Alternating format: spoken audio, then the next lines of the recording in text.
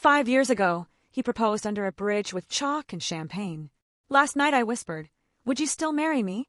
He pretended to be asleep, so I finally got my answer without hearing a word. 5 years ago, it snowed a little harder than expected. I remember pulling my scarf tighter and pretending not to complain, even though my fingers were so cold I could barely unlock my phone. Drew had insisted on walking through Central Park that night, saying he had a surprise. I thought maybe it was reservations at that overpriced fondue place I kept joking about. I didn't expect that surprise. We had a routine back then. Fridays were for happy hour, cheap tacos, and splitting an Uber back to my place. We'd laugh about dumb stuff. People watch like we were writing character sketches for a sitcom and fall asleep halfway through a movie. It was our little world, chaotic and warm, and I thought that was all I'd ever need. That night, though, he took a detour.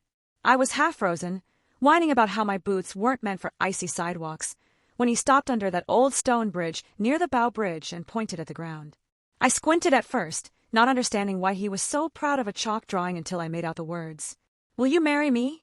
It wasn't even neat handwriting, more like kindergarten scrawl, but it didn't matter. He was already pulling a ring out of his coat pocket, looking more nervous than I'd ever seen him. And just like that, I was crying, laughing, trying to hold on to him with stiff arms and cold hands while whispering, yes, over and over. A stranger passing by clapped. We both laughed. We drank champagne from plastic cups that night. Not our usual tequila shots or draft beers. He said he wanted it to feel different, more permanent. I kept looking at the ring, which had belonged to my great-grandmother, and thinking how surreal it felt that this man, the same guy who once accidentally microwaved foil, was now the one I was going to marry.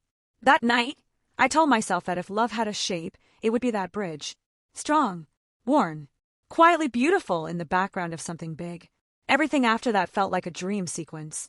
Wedding planning chaos, choosing between buffet or plated dinner, writing vows that made us both cry. Even our fights felt manageable back then, because we knew how to apologize, how to laugh about them a few hours later. And for a while it worked. We moved into a tiny apartment with terrible water pressure and a view of a dumpster, but we loved it. We got a dog we named Penny. He made me coffee every morning, badly but with effort. I used to leave little notes in his lunch. We were happy. But now when I think back to that night under the bridge, I realize I focused so much on the yes that I didn't think about what came after. I didn't ask myself what it really meant to spend forever with someone, not just in the sparkly, proposal sense, but in the dull, quiet, frustrating parts of life that sneak in after the music stops. Because forever is a long time. Longer than I could see from where I was standing that night, champagne in hand, mistaking a single perfect moment for a promise that things would always feel that magical. I think back to that girl I was then. Hopeful. In love. Naive maybe. And I wonder, if I met her today, would she recognize the life I ended up with? We used to mark everything. I mean everything. The first time we bumped into each other outside that bookstore on 10th. The exact hour of our first phone call. The night he asked me to move in. The first time he said I love you. We were those people. Obsessed with the little moments, treating them like artifacts of something rare and sacred. And Drew. He remembered every date. Every detail. I used to tease him about it, asking if he kept a spreadsheet somewhere. But somewhere along the way, those milestones turned into to-do lists. Anniversary weekends started feeling like obligations more than celebrations. Babysitters needed to be coordinated. Dinner reservations became negotiations. And the version of us that once laughed through subway delays and burnt pancakes just started feeling unfamiliar. Last weekend, we tried. Really tried. We dropped our daughter off with my sister, drove upstate to this tiny inn we used to love before she was born, before our schedules became endless whiteboards of school pickups, deadlines, and who forgot to fold the laundry again. It was quiet. Almost too quiet. The kind of quiet where you either find peace or get stuck in your own head. We walked down a trail near the inn, holding hands the way we used to, except now it felt like we were both waiting for the other to say something first. At dinner, he complimented my dress, one I hadn't worn in years, and I thanked him with a small smile, wondering if he meant it or if he was just going through the motions like I was. There was a moment. After dessert, we sat on this little bench by a fire pit outside the inn. No phones, just us and the flicker of flames and the sound of crickets somewhere in the trees. He leaned in, rested his hand on mine, and said, "You know, you still do that thing with your nose when you're thinking really hard." I laughed, surprised. I hadn't heard that in years. And for just a second, it felt like the old rhythm came back. Like we were both transported to some earlier version of ourselves, sitting under fairy lights with margaritas, thinking we had all the time in the world. I looked at him and thought, maybe this is still in us. But that moment passed. Because later that night we argued. Again. About something small, how I left the car light on, or how he didn't text my mom back. I can't even remember. It wasn't about the thing. It never is. It's about the distance. The way we reach for each other but never quite meet in the middle anymore. We lay in bed, backs to each other, both pretending to be asleep. The silence felt heavier than it did before. I stared at the ceiling and thought about that chalk proposal under the bridge. How certain I was. How easy it felt to say yes. How much of that girl still lives inside me, if any. And maybe that's the part one can't let go of. Not just the relationship we had, but the version of me who was in it. Back when I believed love would carry us through anything.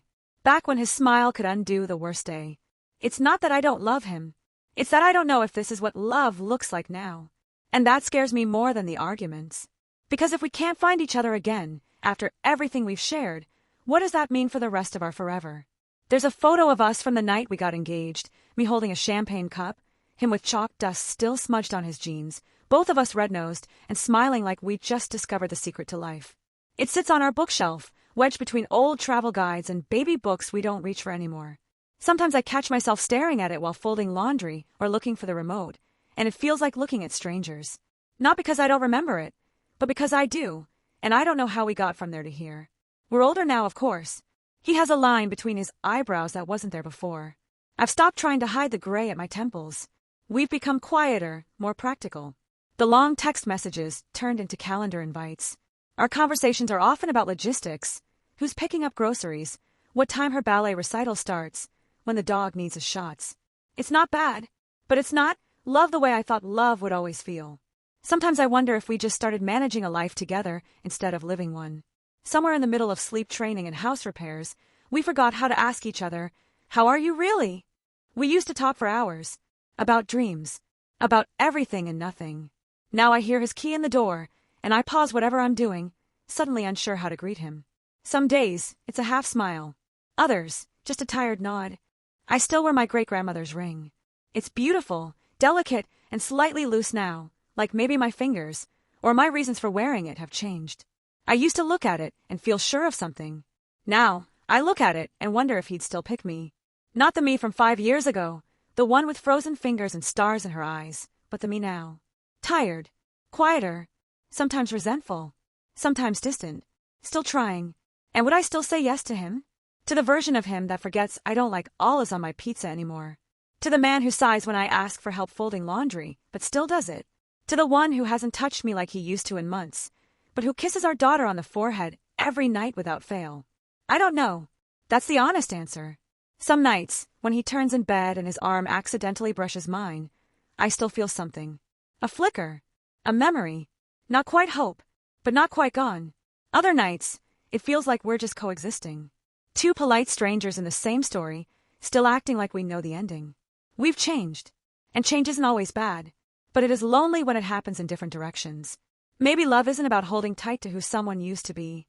Maybe it's about looking at who they are now, who you are now, and asking if you'd still choose each other in the quiet moments when no one's watching. Lately, I don't know if either of us has the courage to ask that question out loud.